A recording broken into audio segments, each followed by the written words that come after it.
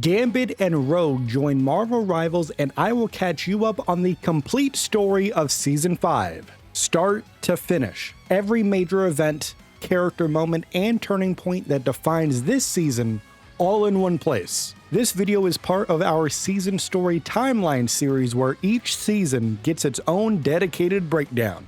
Now, if you're looking for other seasons, you'll find the full playlist linked in the description. I want to give a shout out to our channel members, and they get early access to these timelines that you're watching right now, along with access to the individual story videos before they're compiled into these timelines. So if you're looking to stay fully up to date with the lore, that option is available. Also, if you are at work right now, at school, at the grocery store, just saving the world in general, this timeline is also available as a podcast on your favorite podcast platform. All of those links are in the description as well. And finally, if you'd like to support the channel, super thanks are available. If you would like to help out for free, using the hype feature on this video helps push it out to more people, and that makes a huge difference. We would appreciate that very much. And with all of that said, oh, you know how long I've been waiting for this? Oh, it is about that time.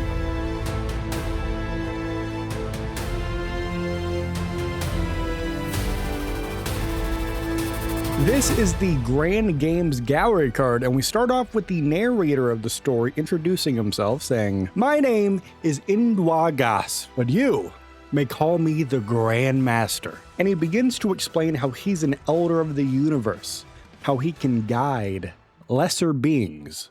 But all of that sounds like work. He prefers playing games. The Grandmaster has hosted everything from card hands to epic tournaments. And here's the thing. They always have universal stakes, and he boasts that no other elder has ever matched him. However, being the best eventually gets boring until the game board changes. Because you see, with multiple realities now converging, the elders merge their domains into a shared realm. And when Grandmaster was exploring the shared realm, he spots a scrap of paper in the collector's hoard. It's a contract, and this contract is signed with the name Von Doom. But before he could study it any further, the collector catches him, forcing a retreat, but the Grandmaster knows it doesn't belong on display. He views it as a high-stakes gambit he can leverage. So the Grandmaster comes up with a plan to steal it by proxy. Because after getting caught looking at the contract, Grandmaster knows that the collector is now watching him. So, Grandmaster will hire a thief instead, but only a thief that is bold enough. And there's one name that comes to mind. The name is Remy LeBeau, also known as Gambit. Now that he's got a name, the clock is ticking. Grandmaster, he has watched reality since it was born, but now, he is watching it die right in front of his eyes. And unless someone puts doom in his place, Grandmaster fears he will die with it. And he views this, of course, as the real tragedy because there are so many more games left to play. We are on the skull station of a fallen celestial. Nowhere. Specifically, we are in Starlin's bar. As Gambit kicks off a fresh round as he says, "Let's play another hand. Winner takes all. I'll deal." Rocket Raccoon is with him, and he clocks Remy's shimmering deck as he says, "Oh, look who got himself a fancy new deck of cards." It was a gift from the Grandmaster himself. Now, also at this table, there's some chatter from a Cronin and a Badoon, as Rocket explains that those guys are nothing but trouble. And as Rocket and Gambit continue playing, Gambit shares a big life update. "Don't know if you heard, mon ami, but Rogue and I finally tied the knot." So then after learning this, Rocket ribs him a little bit for missing the invite to the wedding. Gambit responds by shrugging it off and saying that it was just an intimate ceremony. But then the time stream entanglement swept Krakoa and most mutants into the future, to which Rocket says, "Us Guardians been trying to clean up that mess too, from Clintar to Krakoa and Kunlun." And as Rocket is saying this, he starts connecting the dots. Why weren't Rogue and Gambit at the Hellfire Gala when they were fighting Ultron. And Gambit's answer is, by the time Krakoa was under siege, we were already on the other side of the galaxy. And it's at this moment, Gambit's true motive begins to show. He wants to give Rogue the honeymoon that she deserves, using a Wakandan ship, and he's also hiding a side job Rogue does not know about.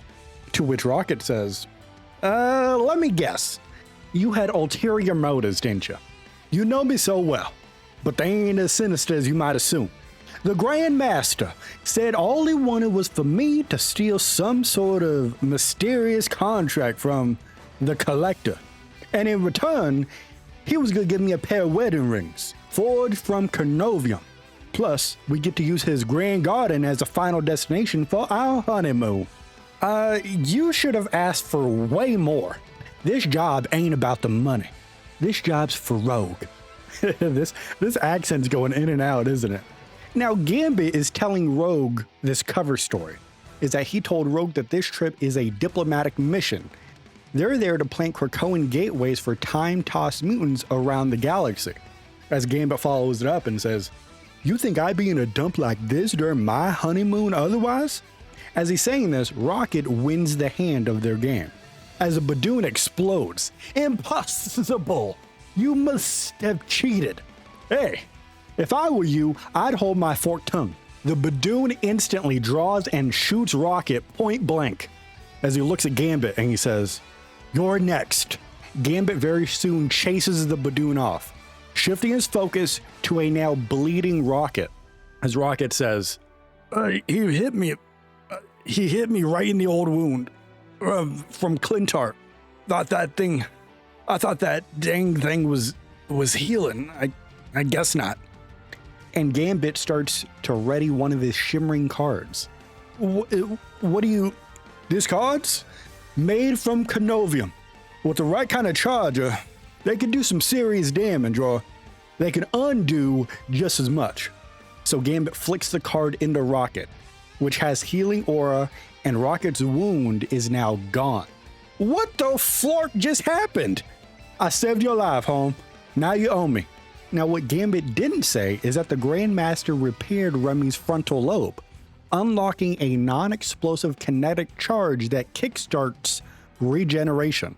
A detail that he did not say because Rocket hates being anyone's lab rat. So with Rocket now owing Gambit a favor, he knows what that probably means. Oh, well, I guess I'm not telling Rogue about what you're up to, don't it? Oh, Rocket, you know me so well. Now the two want to keep playing their game, and Remy produces a Carnovium die. This will roll any number its owner wants. Where do you get the... Oh, I see. The Grandmaster. Exactly. And if I finish the job, he's gonna turn this little beauty into Anna Marie's new wedding ring. I'll be honest, Remy, you can't get more special than that. And now the Badoon returns with backup, ready for a fight. It won't be special for long. Not after I rip it out of your chest. And now Rocket primes his ion cannon ready for fire. Gambit twirls his staff. Then a firm hand is on his shoulder. It is Gambit's wife herself, Rogue. I thought we were supposed to be on a honeymoon, Remy. And here you are playing cards and getting into trouble with this unsavory crew. Rogue, it ain't your boy's fault. I was the one who dragged Remy into this mess, Anna Marie. It wasn't our occasion. It was all the raccoons doing. And Rogue rolls her eyes and charges the Badoon's mob and flattens them, straight up.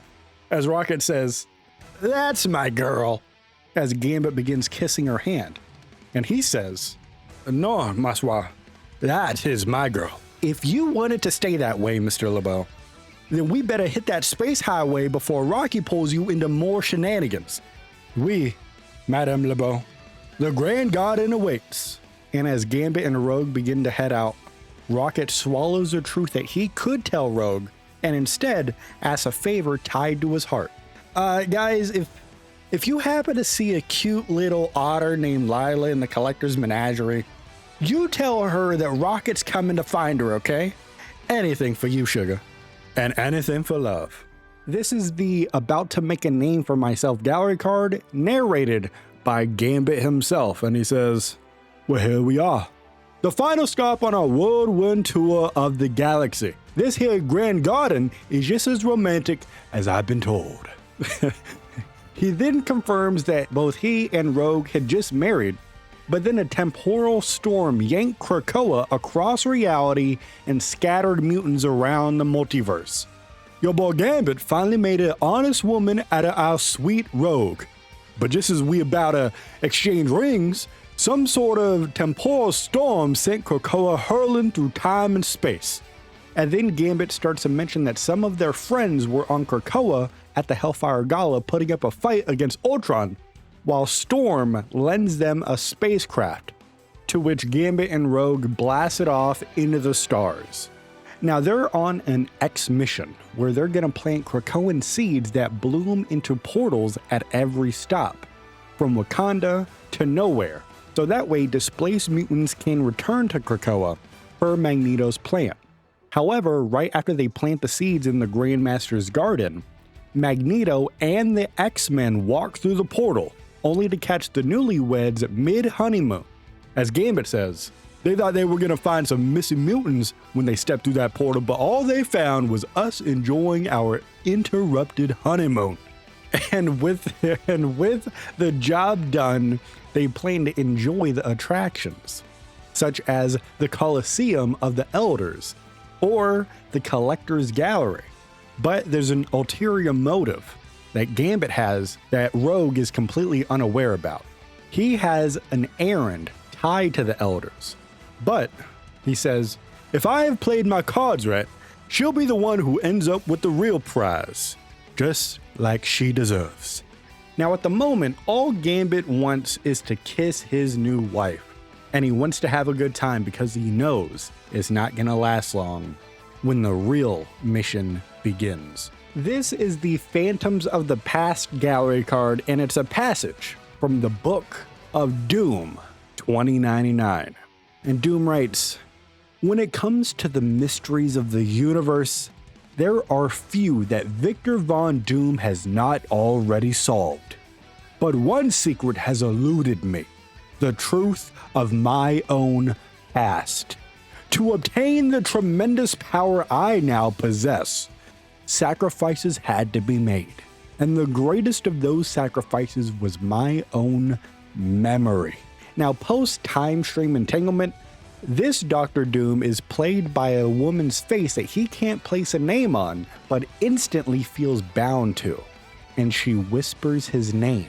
He has scoured historical records, he has built telepathic devices, and even probes his own genes, but the vision always slips away from him.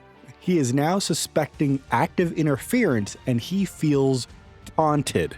After trying all of these different means to find an answer with no luck, Dr. Doom channels Chronovium crystals across multiple timelines in order to sharpen the visions. And that's exactly what happens. The image clarifies. The woman is imprisoned in a hellish dimension, eternally aflame, now crying his name for rescue. Each attempt to reach her shatters the Chronovium and ends the vision. However, in the broken crystal fragments, he glimpses a parchment contract and partial inscription in it, as it reads, Cynthia. And upon reading this, Dr. Doom, of course, concludes that the document is the key to the woman and to himself. As Dr. Doom ends this passage by writing, I soon came to believe it might be in the hands of the Elder, the Collector. But Doom will not be denied his prize. This is the gallery card named Trouble in Paradise. And we have a note written to us from Galacta. And she says, we've got a major problem, rivals. If you came into this season of love hoping for a happy ending, I'm afraid I have bad news.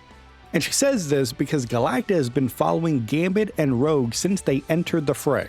They have battle chemistry, it's a soap opera, there's romance, and Galacta believes there's no better way to unwind than tuning into everyone's favorite couple, Gambit and Rogue. And then she quickly recaps what's happened thus far between them. You have Gambit, he's a suave Cajun thief.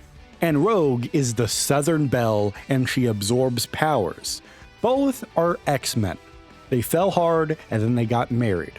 They honeymooned across the galaxy, ending at the Grand Garden, which should, ideally, be the perfect destination. However, it is not, because there's a secret.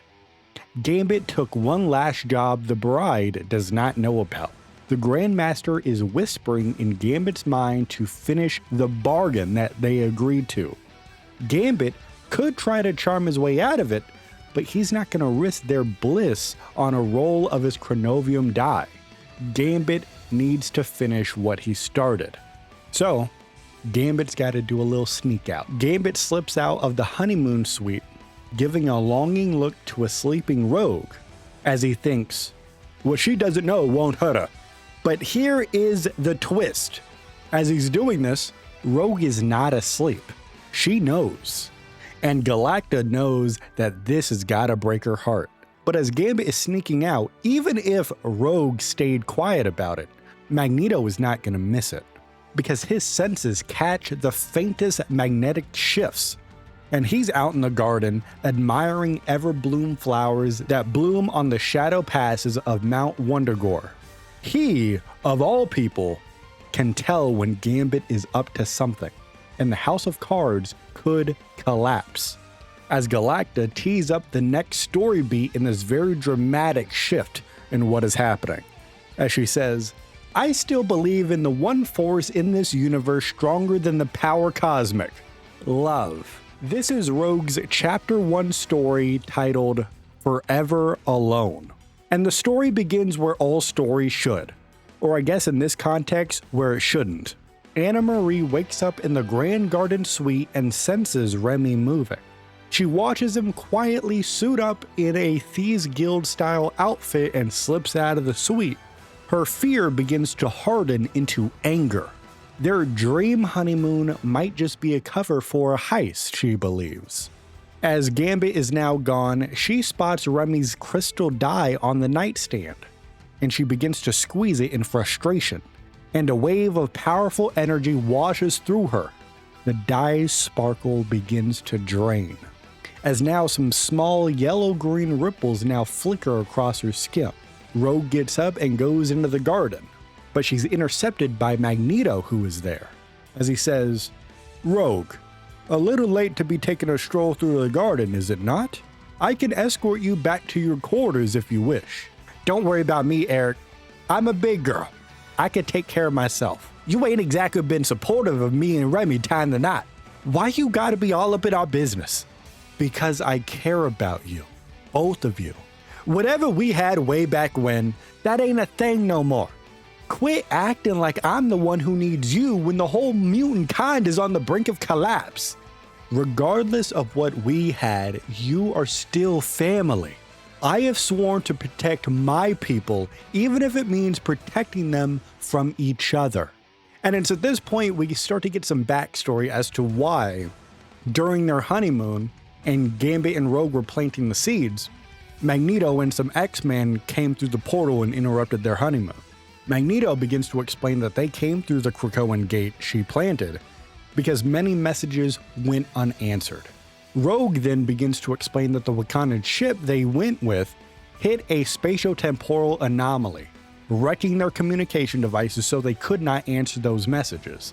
And by the time they heard about the Hellfire Gala crisis with Ultron, they were already on the far side of the galaxy, maybe even another timeline. And while they're going back and forth about this, Magneto hears the world's tiny movements and points Rogue to the distant complex. I believe Gambit has entered that large structure, the Collector's Gallery. Ugh. Exactly the kind of dirty little thief Remy LaBelle would be itching to get his lousy, no good hands on. If he doesn't walk out of there with a Tarkin otter by his side in the next 10 seconds, he's a dead man. And as Rogue is ranting, her anger triggers the chronovium-like energy she absorbed. And Magneto notices this and says, it resembles the raw, unfocused temporal power unleashed by crystals of pure chronovium.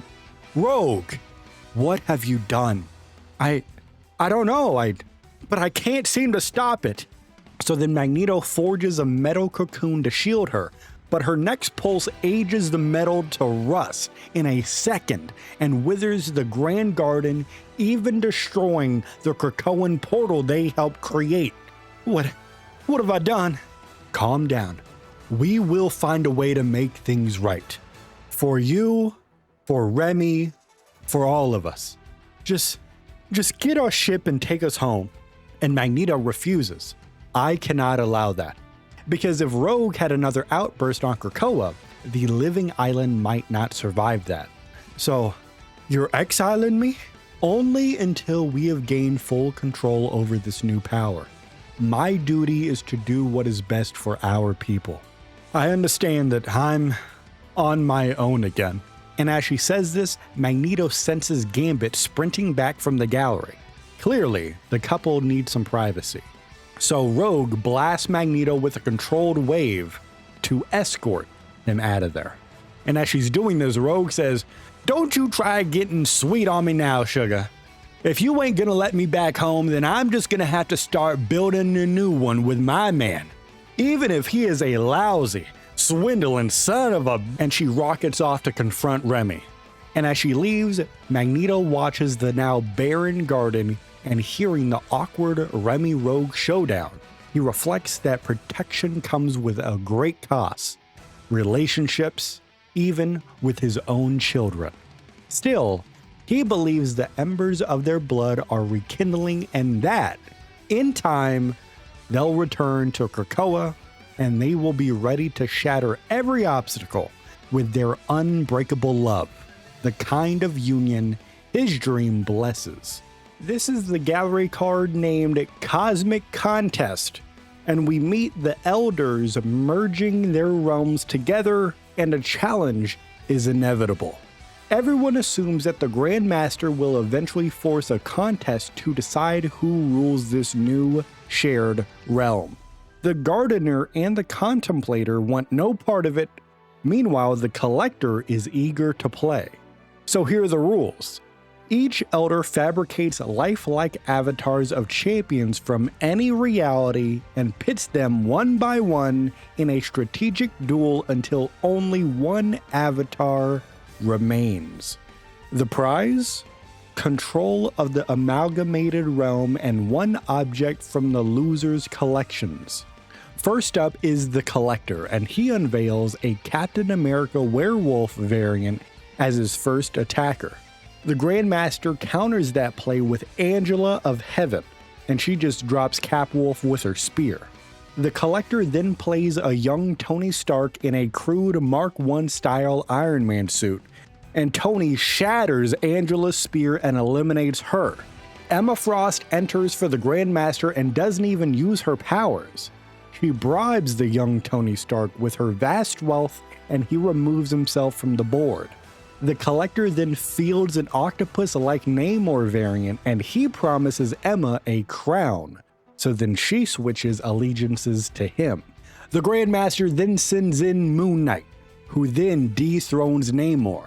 Back over to the Collector, and he plays Lady Loki to counter Moon Knight's righteousness with Gil and lies. So then the Grandmaster fields the Human Torch, asserting that illumination beats deception.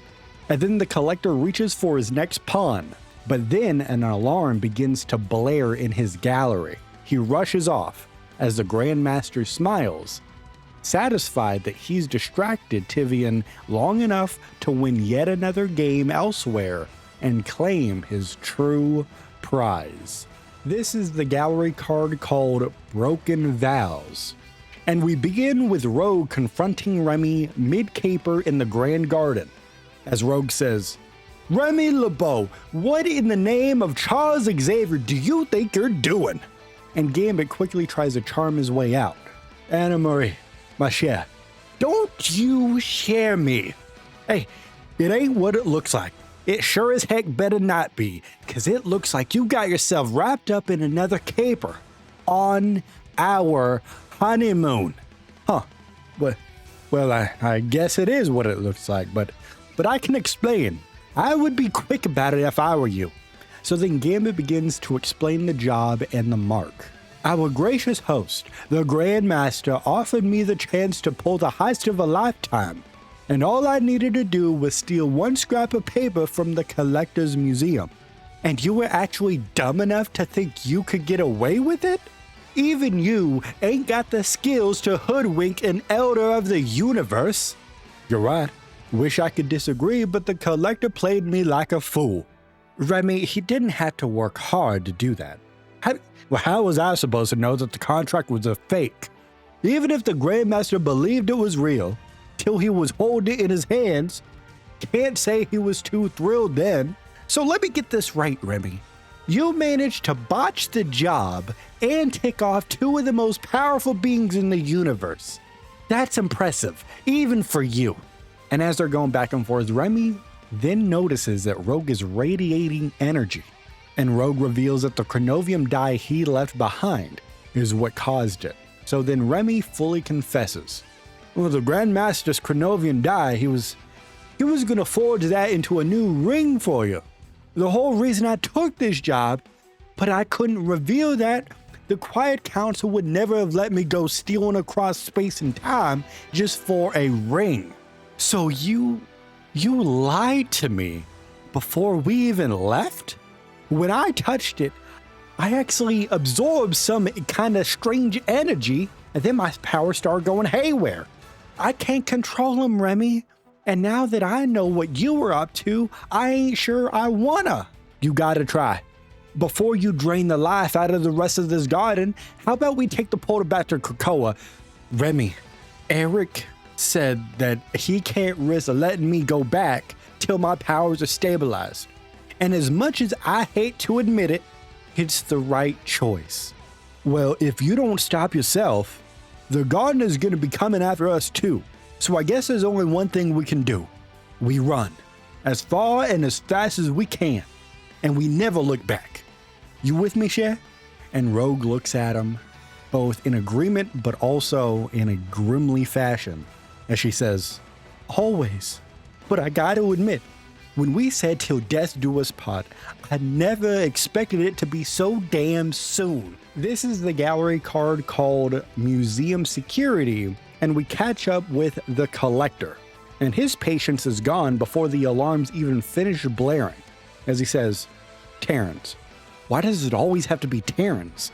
This is just another thing that he's annoyed about, on top of a meddlesome mutant that sliced through some guards with the help of a land shark and a cosmic empath, and now it seems there are petty thieves sprinting through his halls. As the Collector simply reacts to all of this by saying, the audacity. Now, knowing that the Grandmaster coveted a certain contract, he hid the original in a chronovium crystal cabinet to isolate it from the time stream. And then he put a duplicate on display. And for a while, Gambit was fooled. But here's the thing. He did not foresee Rogue absorbing Chronovium's power from the cabinet, turning it into a regular old glass case. That fluke lets the couple grab the true contract and run. And now that they are attempting to make their escape with the true contract, these bothersome bandits must be taught a lesson at once. Preferably a harsh one. Now, of course, the Collector would love nothing more than to lock them up forever once capturing them. But there are simply too many mutant visitors on site, and a breakout attempt would be inevitable and tedious to clean up. So he has to come up with a new plan. Since the Grandmaster started this mess in the first place, the Collector will go game for game. Instead of unleashing faceless guards, he'll send 2 Earthborn operatives he already employs. Because the Collector already has a blathering, foul-mouthed mercenary and a monster hunter as deadly as she is beautiful. Now let's take a pause right here if you don't know what we're talking about right now. The Collector has access to Deadpool, that's a blathering, foul-mouthed mercenary, and the monster hunter is Elsa Bloodstone. Now, both of them know the gallery very well and will not hesitate to pull the trigger. The hunt will be far more amusing to watch. And the Collector believes that the hunt will be far more interesting to watch. And after he comes up with this new plan, The collector once again looks at the Terrans and he says, "You know, perhaps Terrans are good for something after all."